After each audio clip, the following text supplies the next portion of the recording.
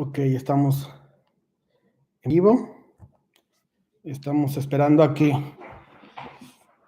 vayan llegando. Falta todavía por ahí un par de minutos. Y pues gracias a Dios, un viernes más, un día más. Estamos por entrar a un fin de semana más y pronto también ya estará terminando un mes más, ¿no? Y ya el tiempo se nos ha hecho largo. Un tiempo de estar en casa, de estar tratando de arreglar diferentes cosas, empezando por nosotros mismos. ¿Y qué tanto has meditado durante todo este tiempo en la palabra, verdad? Hemos estado meditando en los diferentes devocionales, ya van varios durante todo este tiempo. Esperando primeramente que te hayan sido de bendición, pero principalmente que Dios te haya retado, te haya invitado a crecer, te haya invitado a llevar tu vida a un nivel distinto espiritualmente hablando, y que pues realmente todo este tiempo sea para nosotros de bendición y no sea un tiempo que nos lleve a estar pues eh, tristes, sentirnos solos, apesadumbrados por todo lo que se está viviendo, porque las noticias normalmente son tristes, nada alentadoras. Y ojalá pronto esto termine realmente, que esta etapa de nueva normalidad que nos están diciendo sea corta y que podamos reactivar toda nuestra vida de manera normal y que pronto podamos reunirnos, ¿no? Y que pronto podamos vernos y podamos platicar y darnos un abrazo y estar en gozo, pudiendo alabar y podernos estudiar lo que el Señor tiene para nosotros y exaltándole. ¿Y qué te pareció el devocional de hoy? ¿Qué tanto has meditado en esta semana donde estuvimos viendo los Yo Soy? Ya estamos por terminar, faltan 3 o 4 si acaso. Y, y bueno, el día de hoy el Señor nos habla que Él es la resurrección y la vida. Y esto es interesante, pareciera esto una paradoja, ¿no? Por un lado, para poder experimentar la resurrección hay que morir,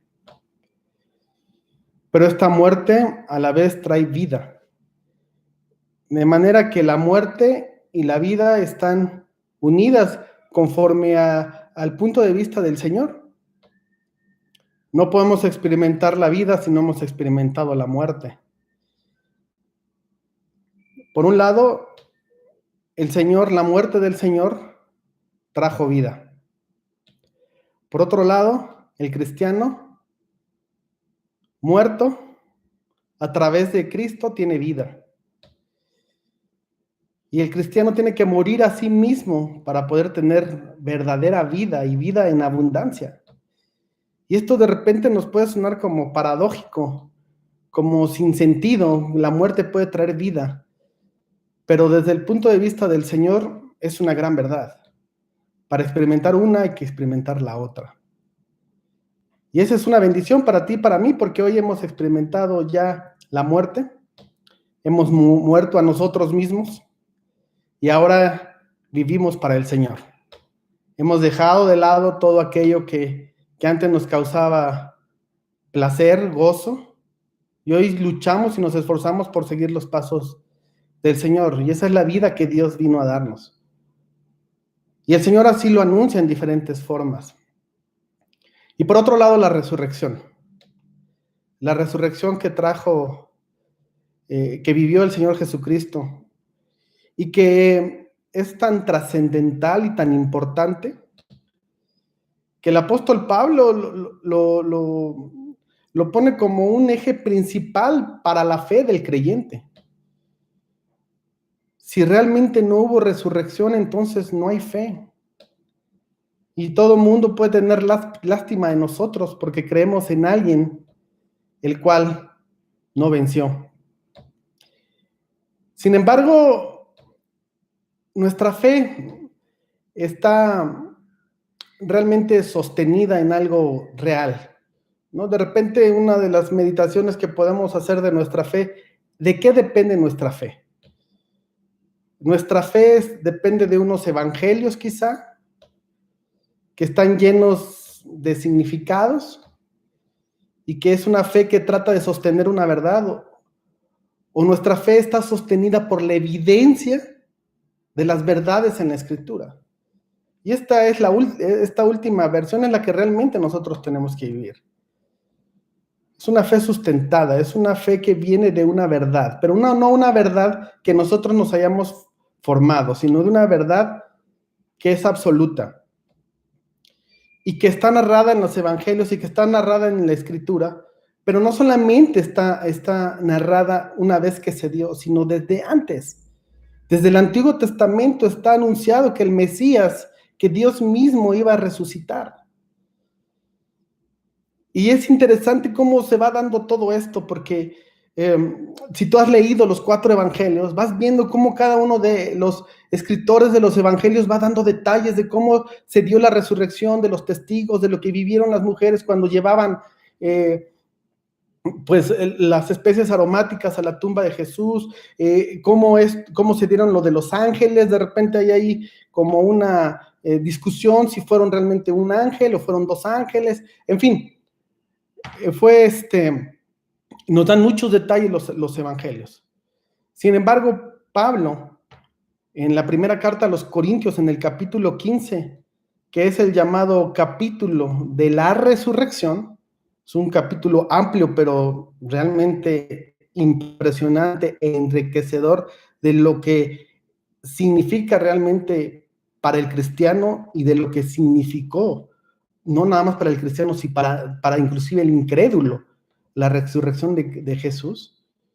Cómo narran de manera muy distinta, ¿no? Pablo se va más a las evidencias, gente que ha visto y que es testigo de la resurrección del Señor. No solamente han sido unos cuantos los que se enteraron, o el grupo de creyentes o seguidores de Jesús que intentan sostener una verdad que no sucedió, sino realmente hay mucha gente que puede dar testimonio de esta verdad. Y para nosotros debe de ser de aliciente. Y quizá nosotros no vivimos la resurrección, pero hay demasiada evidencia, hay demasiada información. Y no solamente, insisto, en la parte de que él, a partir de que él la experimentó y la mostró al mundo, sino desde antes. El Señor había anunciado desde el Antiguo Testamento, desde Abraham, y pudiéramos tener un estudio de semanas y semanas hablando de la resurrección desde el Antiguo Testamento. Y el Señor nos lo predijo, lo dijo, lo anunció, para que cuando se diera, no nos debería de sorprender, sino más bien nos debería de llenar de gozo, porque el Señor está cumpliendo su palabra. Y en este aspecto tú y yo somos bendecidos al poder continuar con el trabajo que el Señor empezó. Y Él nos da la dicha de poderle anunciar y hacer el trabajo que Israel no quiso hacer, el pueblo judío. ¿Cuál era la función del pueblo judío? Era ser luz para los demás pueblos. ¿Y cómo iba a fungir como luz? Anunciando la palabra del Señor, anunciando quién es Dios. Y esto era el trabajo del pueblo de Israel. Si tú has tenido la oportunidad de leer el Antiguo Testamento, básicamente ves qué es lo que el Señor les está pidiendo. Denme a conocer a los demás y por otro lado, obedézcanme. Que sea su vida un ejemplo para que los demás deseen vivir como ustedes y por eso me conozcan. Desgraciadamente, el pueblo de Israel no tuvo ni la paciencia, ni la certeza para poder realmente cumplir con el propósito que Dios les encomendó. Y hoy tú y yo tenemos esa oportunidad. Y al que Jesús haya resucitado, no debe de ser más que nosotros la prueba de que creemos en el verdadero y único Dios. Y esto es toda la diferencia entre cualquier creencia y el cristianismo. Todas las creencias, ninguna de ellas te habla de resurrección. Te prometen muchas otras cosas o te hablan de muchas filosofías, de pensamientos, de cómo llevar tu vida, pero nadie te da la promesa de que resucitarás en algún momento. Y que la resurrección de Jesús es una prueba de ello. Y por eso Pablo cuestiona, ¿verdad?, a esta iglesia en Corinto. ¿Cómo que dicen que no existe la resurrección? Si Cristo ya lo demostró, que sí es posible la resurrección, la vida es eterna. Y que no importa lo que digan los demás y cómo nos señalen y cómo nos juzguen y cómo nos critiquen, porque nosotros creemos en una gran verdad que ya fue demostrada. Y que créeme que hay información y libros y han querido de desprestigiar este hecho como no tienes idea, porque saben que es el fundamento, es importante, es vital para la fe del cristiano. Y no han podido realmente comprobar que Jesús no resucitó. Han inventado infinidad de teorías.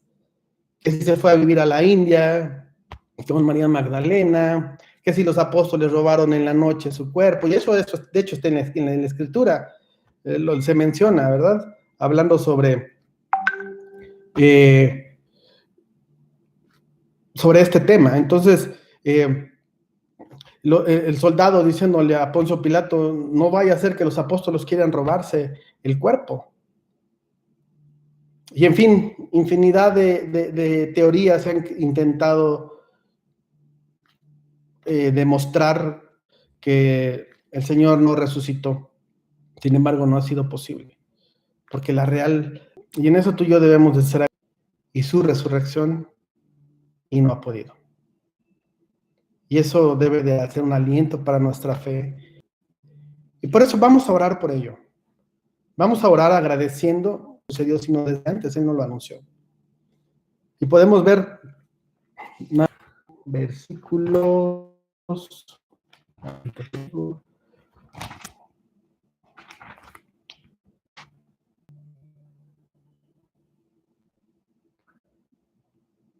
Salmo 16:10. Es un salmo de David. Y explícitamente en el versículo 10 dice: que no dejarás mi alma, no dejarás que tu santo muera eternamente. Venida de que llegara el Señor, anuncia esto en el Salmo. Obviamente David está escribiendo por él, que escribiera sobre. Sin embargo, obviamente esto no es un tiempo de estudio, es un tiempo de oración, y vamos a orar, y se ha revelado a nosotros. Y tenemos la bendición de poder estar en tiempos donde todo el mundo está frustrado, desesperado, triste, desanimado, pero tú y yo podemos estar a porque el Señor es bueno con nosotros. Así es que vamos a orar. Señor, bendito Padre, te alabamos y te agradecemos por la oportunidad que hoy nos das, Señor, de poder, entrando en comunión contigo, poder estar como tus hijos, como tu iglesia, como parte del cuerpo, en el cual pues eres la cabeza, Señor, y te damos gracias, Padre, porque tú nos diriges con sedas tranquilas. Alabado seas, Padre, porque en medio de todo este caos, en medio de el mundo que está totalmente desanimado y lleno de incertidumbres, Dios, tú controlas nuestros corazones y podemos confiar en ti y experimentar la paz que solamente tú sabes dar. Gracias, Señor, porque de esta paz pues sobrepasa todo entendimiento. No es posible, Dios, que no haya en nosotros tanta preocupación como debería de hacerla, pero porque nosotros hoy podemos estar gozándonos en ti, Señor, y teniendo una perspectiva distinta totalmente a lo que el mundo vive. Y eso es únicamente obra tuya, Señor, de nadie más. Gracias, Padre, gracias, Señor. Mejor regalo no podemos tener en este tiempo. Señor, te damos gracias, Dios, porque nos has retado y nos has mostrado lo maravilloso y lo grande que eres a través de tu palabra. Y hoy, Dios, nos recuerdas que a través de tu Hijo, tú prometes vida después de la muerte. Y nos recuerdas, Señor, que para poder solamente esos ríos de agua viva, solamente muriendo a nosotros, Dios. Porque sabemos que nosotros nos cuesta mucho trabajo ser fiel como tú lo eres. Sin embargo, Dios, hoy no nos pagas conforme a nuestros hechos, sino tu misericordia, tu gracia van delante de nosotros. Sabemos que esto no es porque nosotros lo merezcamos, sabemos que esto no es por nuestros méritos, sino para después resucitar, y su muerte nos dio vida, y su muerte trajo esperanza a nosotros. Y gracias, Señor, porque este tiempo no debió de habernos caído por sorpresa, ni debe de agarrarnos desprevenidos o de alguna forma poder llegar a caer en sorpresa, sino todo lo contrario, debido a que tú no lo anunciaste, debido al acercamiento que tenemos contigo a través de tu escritura. Tú no lo has anunciado, Señor, y era una de las características del Mesías, del Dios encarnado, del Dios hombre, del gran yo soy. Bendito seas, Padre, porque esto no es de tu Espíritu, Dios, que tú has mostrado misericordia hacia nosotros, que todo este tiempo hemos podido experimentar situaciones, pero también tenemos a dónde acudir, Dios. Y desgraciadamente el mundo no ha querido hacerlo, se ha negado a recurrir a ti, Padre, y llegan a situaciones de desesperación máxima. Sin embargo, en tu misericordia nosotros tenemos la gran oportunidad y la gran bendición de ser movidos hacia ti. No seríamos capaces de buscarte. Sin embargo, Dios, deseo. Gracias, Señor, por ser bueno con nosotros. Gracias, Señor, porque no lo merecemos. Sin embargo, tu generosidad, tu amor, tu bondad nos das en demasía. Bendito seas, Padre, por todo lo que haces en nuestra vida. Gracias, Señor, en el nombre de Jesús. Amén. Y recordando todo este tema ahorita, orando, ¿cómo es para nosotros o cómo tomas tú la resurrección del Señor? ¿Qué significa realmente para ti? ¿Realmente es algo que te alienta, que te llena de confianza, de gozo, al saber que el Señor ha resucitado y que tu fe está bien sustentada? O de repente hay dudas, de repente la lógica humana no nos permite entender cómo pudo suceder esto, o cómo puede suceder esto. Y normalmente cuando queremos poner un ejemplo al respecto, inmediatamente uno de los personajes que se nos viene a la mente es Tomás, ¿no? Tomás que, pues él sencillamente dudaba de la resurrección. Y a veces somos, no nada más con Tomás, con muchos de los apóstoles somos, cuando tenemos la oportunidad de predicar, somos malos, esa es la realidad, y abusamos de ellos. Y siempre los utilizamos con malos ejemplos. Y Tomás no es la excepción, ¿no? Muchas veces cuando queremos hablar de falta de fe o de una... Y bueno, sabemos lo que él dijo una vez que se estaba mencionando que el Señor había resucitado, y él dijo: yo hasta que no ponga mi dedito en la llaga, entonces, o en la herida, hasta entonces, yo podré creer. Y de repente el Señor está todos reunidos, él se aparece, ¿no? Y créanme, hermanos, que de repente yo soy un ferviente creyente de que el Señor tenía buen sentido del humor, porque Él pudo haber aparecido en ese momento de muchas otras maneras.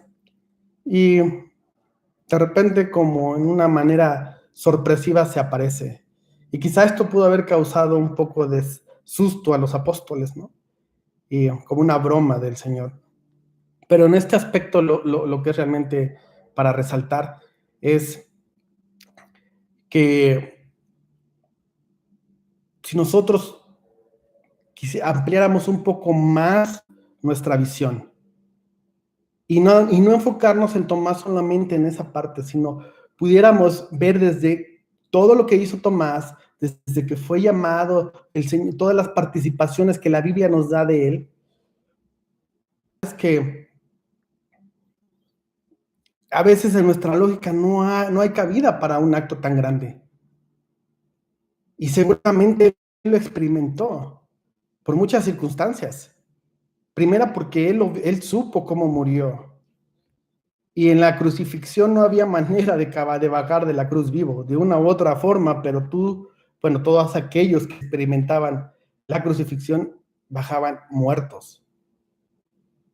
Y por ende no había lógica en la resurrección.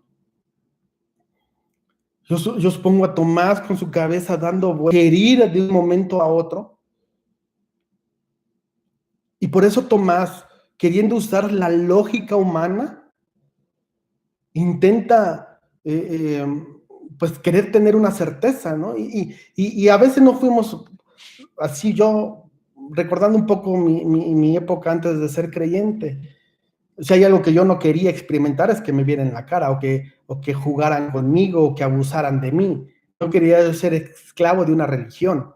Y de repente yo veía a los cristianos y que obviamente como muchos nos tachan, ¿no? Y que hablan sin un conocimiento real, pues hablaba yo de fanáticos, ¿no? Y de que gente que les habían lavado el cerebro. Y cuando realmente, cuando yo empiezo realmente a conocer el cristianismo, entro con dudas, con muchas dudas, y por ende con muchas preguntas. Y entiendo un poco así a Tomás, el queriendo verdaderamente tener certeza de lo que está pasando. Y es maravillosa la reacción de Tomás al ver al Señor. Y que en particular Jesús en su crucifixión tuvo algo específico que lo hacía único en la manera en que él fue crucificado. Y fue cuando le clavaron la lanza cerca de las costillas. ¿Por qué? Ya no había necesidad de fracturar las piernas para causar asfixia. Y solamente se cercioraron que él realmente hubiera muerto y le encajan la lanza. Y es precisamente ahí, haciendo evidente que era él. Porque todos los que bajaban de la crucifixión bajaban con piernas quebradas, ¿no? Y también sabemos que ese es uno de los anuncios o una de las profecías, que el Mesías no iba a sufrir ningún un hueso roto. Pero en este caso, era una evidencia específica que era Jesús. Y Jesús le dice, mete el dedo en mi lado. Y cae inmediatamente Tomás, reconociéndole, Señor mío, Dios mío. Toda duda fue disipada, todo tipo de cuidado que él haya querido tener fue borrado. Él se entregó plenamente al Señor porque entendió, quizá en su mente no se lo pudo explicar, como quizá tú y yo no nos lo podamos explicar, pero él lo entendió porque lo vio. Y en eso tú y yo somos bendecidos. Y vamos a dar gracias por ello, porque toda esta evidencia que la Escritura nos da no es más que para que tú y yo podamos tener una fe más fortalecida, para que tú y yo podamos crecer más en el Señor, y para constatar y confirmar que todos los relatos que están en la Escritura son para ti, para mí. El Señor, cuando estaba utilizando a cada uno de estos escritores que están dentro de la Biblia, Estaba pensando en cada creyente del año venidero, dice la Escritura.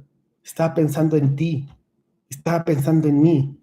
Y estaba recopilando los testimonios de todos estos personajes para que tú y yo hoy podamos tener certeza, podamos conocer la obra del Señor, que es grandiosa y maravillosa.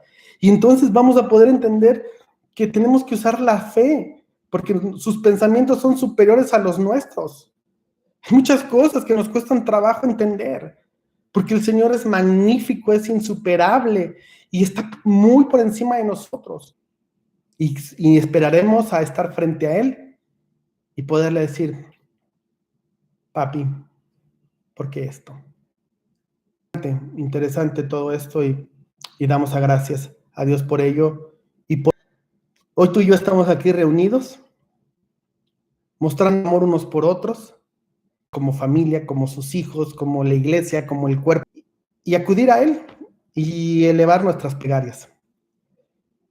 Vamos a orar por las peticiones de este día y vamos a entrar en comunión con nuestro Señor.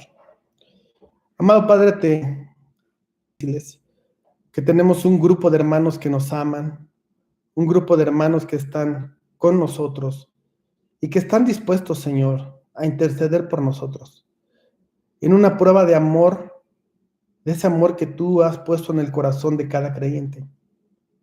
Gracias, Señor, porque sabemos que nuestro corazón es perverso y tiende a engañarnos.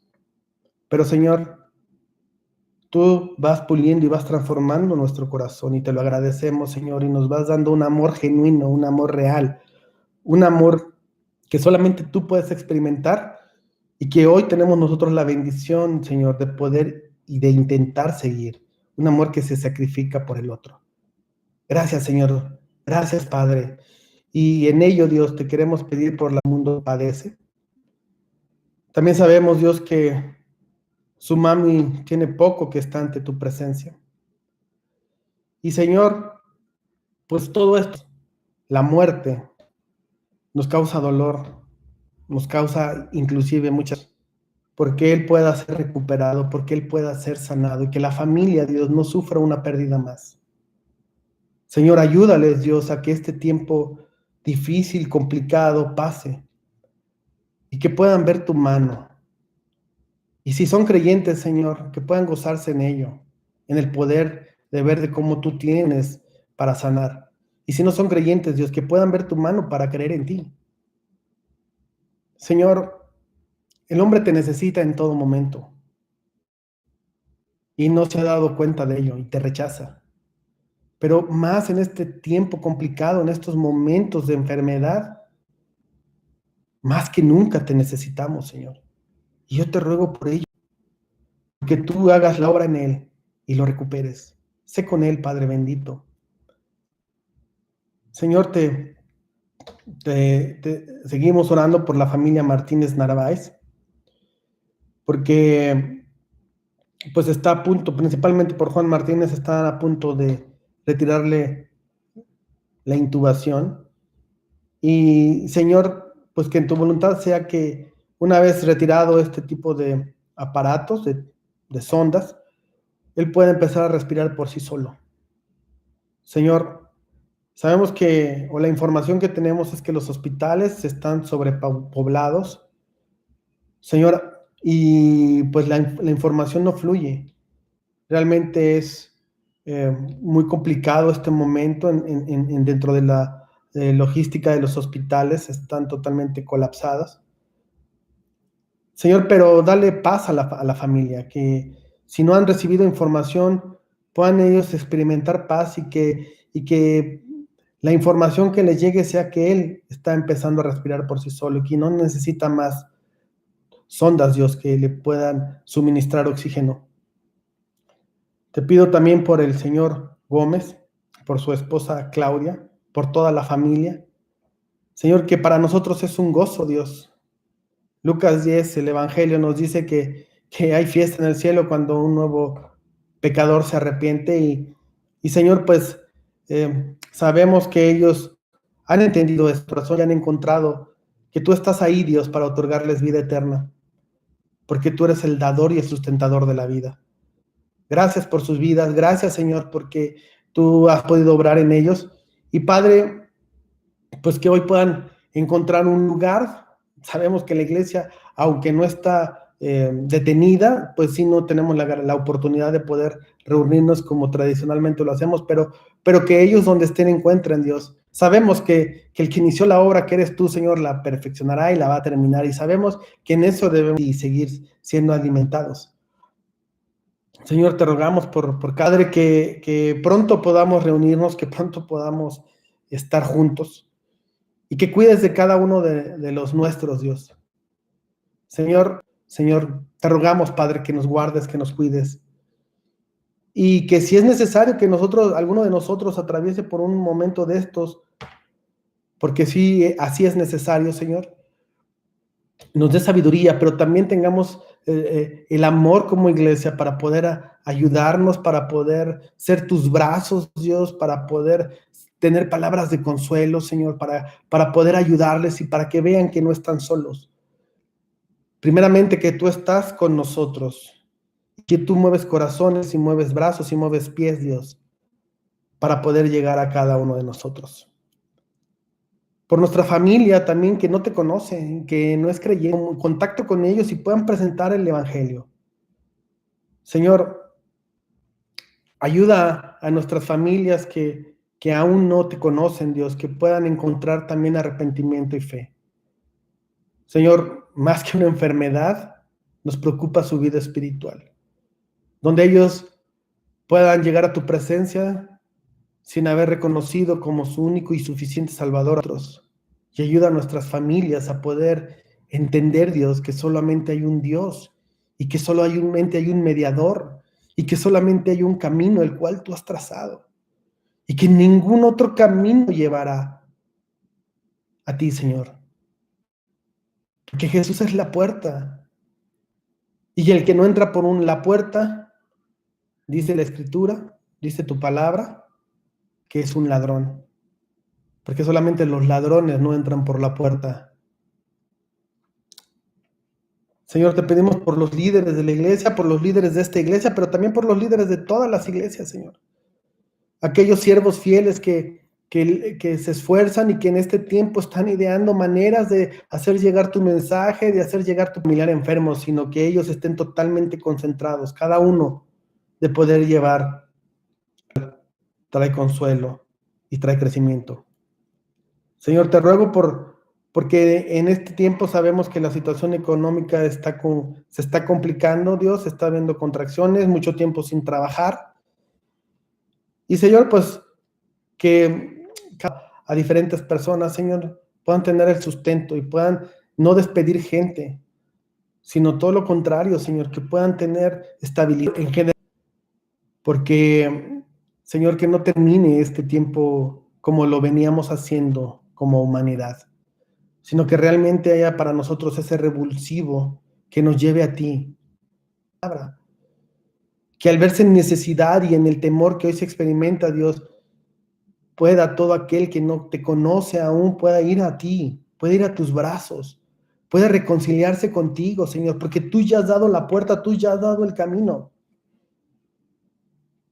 Señor, te damos gracias a Dios, también por que sabemos que se está mejorando y que las cosas pues van cambiando. Te rogamos, Dios, que puedan ellos experimentar salud total, que puedan estar totalmente gracia, que puedan ser ellos testimonios vivos, Dios, de cómo operas tú, que creaste los planetas, que creaste esas grandes montañas en virus, Padre. Señor, que ellos puedan dar testimonio de ello, que ellos puedan mostrarse, que tú has obrado en ellos y que les has dado la salud y que se han podido recuperar. Padre, te agradecemos, Señor, este tiempo y síguenos dando esa sed de ti. Ayúdanos a conocerte mejor y danos la fuerza para poder continuar, para luchar contra nosotros mismos, para luchar contra nuestra carne, para luchar contra el mundo, para luchar contra Satanás. Una vida que lucha por la santidad. Gracias, en el nombre bendito de tu Hijo Jesús, es que podemos orar. Amén. Gracias, hermanos, por estar con nosotros. Y te recordamos, no te pierdas los devocionales. Continuamos con esta devocionales sobre el Yo Soy para el próximo